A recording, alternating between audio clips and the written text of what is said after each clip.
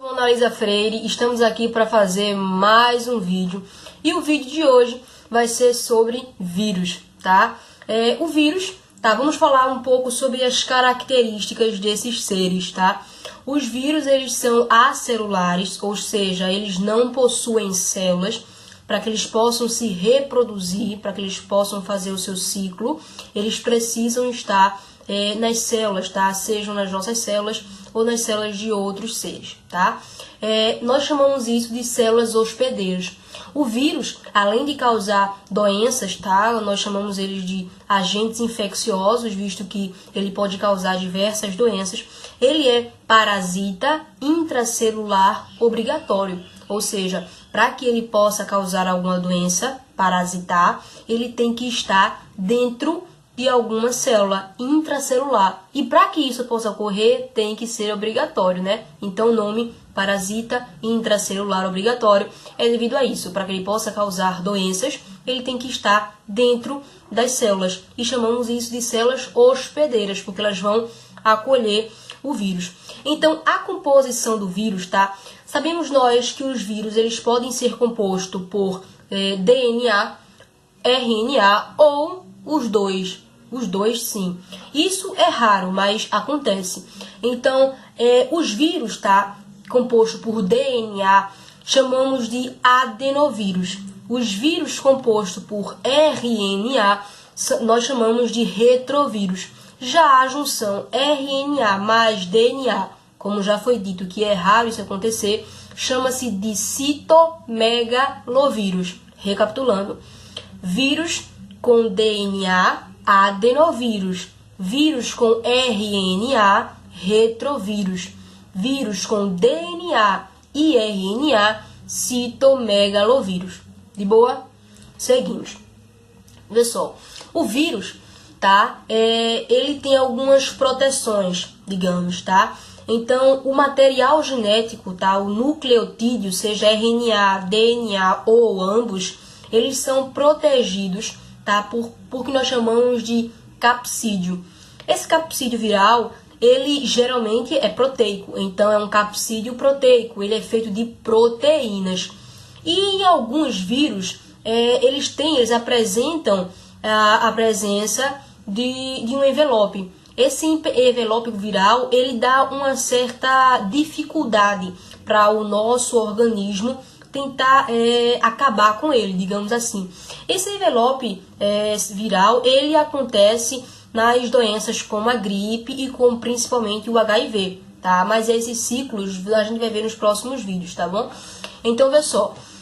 A gente sabe, tá? Tem uma presença de uma doença chamada de H1N1, tá? Comumente vista por todos nós. Só que você sabe o que significa esse H, sabe o que significa esse N? Muito bem, acertou. Isso, esse H significa hemaglutinina. Hemaglutinina. Hemaglutinina, ela é uma proteína, tá? E essa proteína, ela vai ajudar a fixação, ou seja, a entrada do vírus na célula.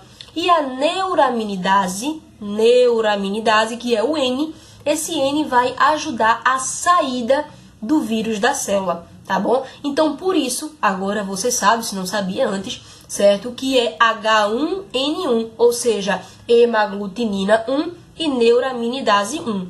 De boas? Agora, nós temos um outro tipo, tá, de vírus, tá, que é exclusivo. As bactérias, elas são exclusivas. Então, existe um tipo de vírus que é específico para infectar bactérias. Sabe o nome? Isso mesmo, bacteriófagos. Os bacteriófagos são os vírus que infectam as bactérias ou os procariontes. Sabemos nós, tá? Visto na aula anterior, que as bactérias, elas são do reino Monera, tá? E como elas não têm a presença do envoltório nuclear ou carioteca, chamamos elas de procarionte. Então, os bacteriófagos, vamos falar um pouco da composição dos bacteriófagos. Os bacteriófagos, eles contêm o que nós chamamos de nucleocapsídeo. O que é isso, Mona Lisa? Nucleocapsídeo. Nucleocapsídeo é nada mais do que a junção do nucleotídeo, ou seja, DNA, RNA ou os dois, mais o capsídeo, tá? O capsídeo que é feito com as proteínas, como eu já disse anteriormente. Tem uma parte desse capsídeo, desse bacteriófago, que chama-se pescoço. E abaixo desse pescoço tem umas hastes. Essas hastes, elas são justamente para poder fixar na membrana da célula e injetar o material genético dentro da célula, tá bom? Sabemos nós, tá, que o vírus ele tem o seu ciclo. Vamos falar agora um pouco sobre o ciclo do vírus. Vê só, imagine uma célula bacteriana. Eu tenho uma célula bacteriana, tá? Temos lá o material genético dessa célula bacteriana. E qual é o vírus que infecta as bactérias? Isso mesmo, bacteriófagos. Então, imagine, o bacteriófago, ele chega nessa célula bacteriana, ele fixa suas hastes e ele injeta o seu material genético. Quando ele injeta o seu material genético, vai acontecer uma série de produção. Produção de quê, Mona Lisa? Produção de novos vírus. Então, esses vírus começam a se reproduzir em série. Produção. O que acontece? Em seguida, acontece uma ruptura da membrana plasmática. Quando acontece essa ruptura da membrana, nós chamamos desse ciclo de ciclo lítico. É um ciclo rápido.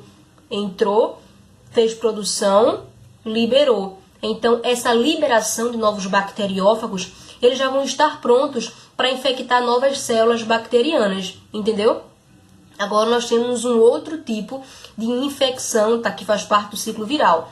Os bacteriófagos, eles fixam suas hastes sobre a célula bacteriana, eles injetam o material genético, certo? Então, esse material genético, ao invés de começar a fazer esse processo de produção de novos bacteriófagos, ele vai ficar quieto. Ele vai se introduzir no material genético da bactéria e ficar quieto. Essa latência desse DNA, certo? Nós chamamos de prófago. Então, esse prófago, ele, quando a célula bacteriana começar o processo de divisão dela, vai dividir normalmente, não vai afetar em nada no ciclo da bactéria, vai começar a sua divisão. Quando houver um período em que ela quer se romper, então ela vai entrar no ciclo lítico, então ela se rompe. Mas esse processo de latência, em que o vírus ele está dentro do material genético da bactéria, então começa a sua divisão. Esse processo, desse ciclo, nós chamamos de lisogênico. Então, o ciclo lisogênico é uma parte do ciclo em que é calmo, em que não ocorre uma explosão, não ocorre uma liberação de diversos vírus. Então, veja só, um ciclo lisogênico pode se tornar em um ciclo lítico. Por quê? Porque um ciclo lisogênico, ele ainda está no processo de divisão, tá? Está se espalhando o vírus por todo o organismo.